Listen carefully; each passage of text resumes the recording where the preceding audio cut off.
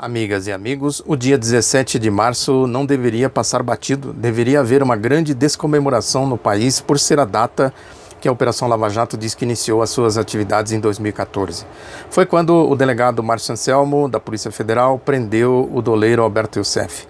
Márcio Anselmo é esse que participou da força-tarefa da Operação Lava Jato, mestre das picaretagens, aquele que fez esses relatórios toscos, mal redigidos, sem pé nem cabeça, que serviram de base para a acusação do promotor Boquiroto Deltan Dallagnol contra o ex-presidente Lula, e que serviram também, com base na acusação do Boquiroto, para que o Sérgio Moro transformasse o ex-presidente em réu.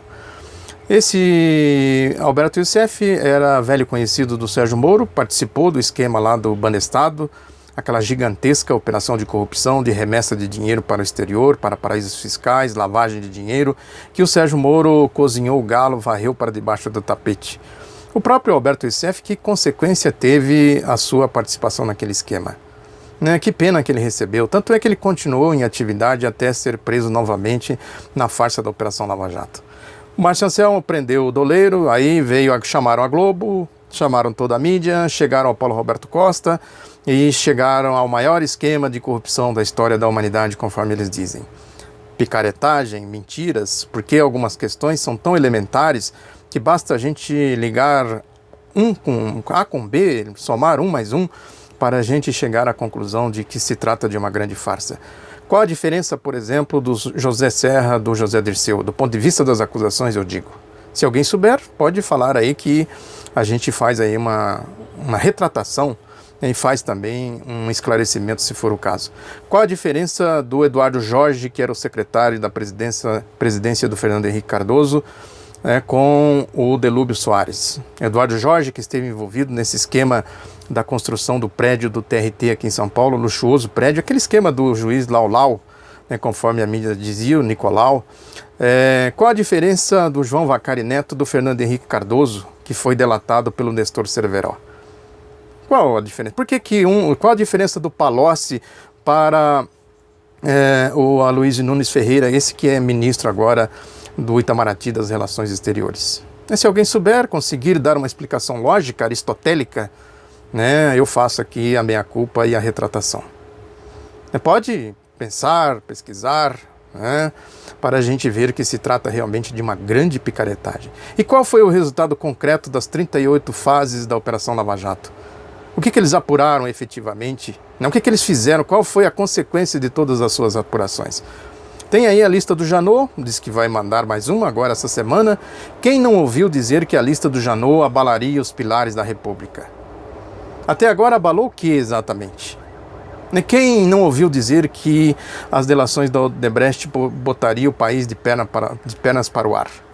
Qual foi o resultado de tudo isso? Cadê as delações da Odebrecht? Por que eles sentaram em cima, meteram um sigilo, uma censura rigorosa, bloquearam a mídia, inclusive, porque a mídia pode fazer aí os seus espetáculos, de acordo com seus interesses politiqueiros. Mas qual foi a consequência de tudo isso? Por que soltaram aí todos os delatores naquele acordo espúrio, homologado pela Carmen Lúcia? E agora tem aí a decisão do STF de que também o Caixa 1, o dinheiro legalizado para as campanhas, no caso do senador Walter Raupp, do PMDB, também deve ser investigado. Como diz no editorial da Folha hoje, a grande questão é essa. Agora tem que achar as provas. Fazem as acusações, tem que achar as provas. Como eles vão fazer isso? E o Caixa 2, que o próprio Gilmar Mendes, eu já falei também aqui, um caso bem conhecido, que ele vem dizendo que é preciso separar as coisas. Corrupção de Caixa 2, corroborando o Fernando Henrique Cardoso, o Aécio Neves, o Geraldo Alckmin. E qual é a diferença então? Quer dizer, para o PT, para a esquerda, é corrupção. Para os outros é dinheiro que saiu aí para fazer campanha eleitoral. Cadê as provas que provam, os elementos, os fatos que mostram que uma coisa é uma coisa, outra coisa é outra coisa, como dizia o Fernando Henrique Cardoso? Porque essa história de que a Operação Lava Jato foi criada para apurar corrupção, Caixa 2, propinas, ninguém sabe exatamente o que eles estão fazendo, a não ser perseguir o ex-presidente Lula, o PT, a esquerda. Porque o que vem a ser exatamente essa história toda que eles dizem que estão fazendo, que não apresentam nada, nenhum resultado concreto? E descobriram o que exatamente? Eu já falei aqui, estou colecionando aqui materiais que eu pretendo sistematizar a qualquer momento, né, numa coisa mais densa, um livro talvez, nem que for um livro digital, né, para mostrar exatamente a grande picaretagem que é essa história de Caixa 2, de corrupção. Tem o relatório da CPI de 1993, que eu estou com ele aqui, do senador José Paulo Bisol, que era do PSB, na época foi candidato a vice na chapa do Lula em 1989, que ele chamava aqui de governo paralelo, sindicato... ele disse que descobriu o sindicato da corrupção, que é o que eles chamam agora de clube das empreiteiras, que eles dizem que descobriram agora. Descobriram a pólvora, o maior esquema de corrupção da humanidade. Por que não pegam o relatório do senador Bisol de 93? As denúncias que o Gastone Rigg fez também na campanha, eu falei aqui de outras denúncias do José Eduardo de Andrade Vieira, o banqueiro, né, que denunciou o Caixa 2 já em 1994. Foi lá que eles montaram o esquema com as empreiteiras. O Clube das Empreiteiras nasceu lá. Tem a entrevista do José Eduardo de Andrade Vieira na Folha, tem também uma entrevista do Gastone Rigg falando a mesma coisa. Tem também o Antônio Carlos Magalhães, o coronel, aquele famoso ACM, que foi um dos esteios dos governos Fernando Henrique Cardoso, foi também do Collor e da ditadura militar, falando de Caixa 2. Ele dizia abertamente, eu falo e assumo, teve Caixa 2. Está aí.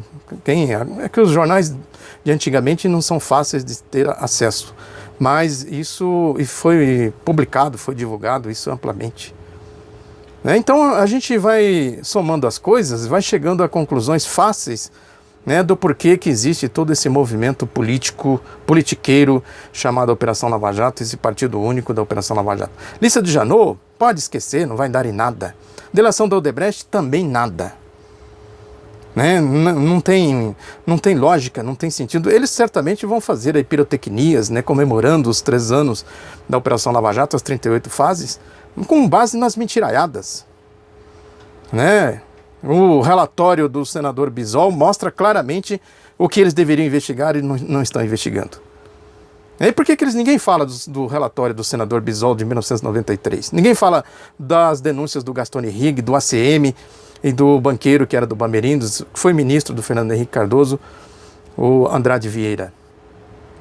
E agora, caso mais recente também, É isso, a essência de tudo é isso. O que diferencia a turma aí do PSDB, do PMDB, do pessoal do PT que está preso? Qual é a diferença? Onde está? Por que uns são santos, outros são demônios? Por acaso as legiões de demônios ganharam carne e osso encarnadas aí no pessoal do PT e os anjos ganharam carne e osso encarnados na turma aí do PSDB, do PMDB, a turma da direita? O Sérgio Moro está fazendo o que exatamente com a sua trupe, com seus promotores e com seus delegados? Eles vão comemorar o que exatamente agora no dia 17 de março? Agora, uma descomemoração seria uma boa, hein? Um ato político, de denúncia dessa grande farsa, dessa grande mentira. Enfim, um movimento que denunciasse o que representa essa politicagem rasteira, rastaquera desses medíocres, o que está por trás deles, o que impulsiona eles, o que faz com que eles sejam os condutores de um processo como se fosse um partido único. É de fato um partido único do golpe que propiciam as condições para a consecução do programa da direita, do projeto neoliberal, do golpe em resumo, dos interesses globais que estão por trás de tudo isso. Midiáticos, a mídia revela muito bem isso nos seus comportamentos. Fica aí, portanto, a sugestão e o alerta. Muito obrigado pela atenção, divulgue Outro Lado da Notícia, um abraço e até a próxima.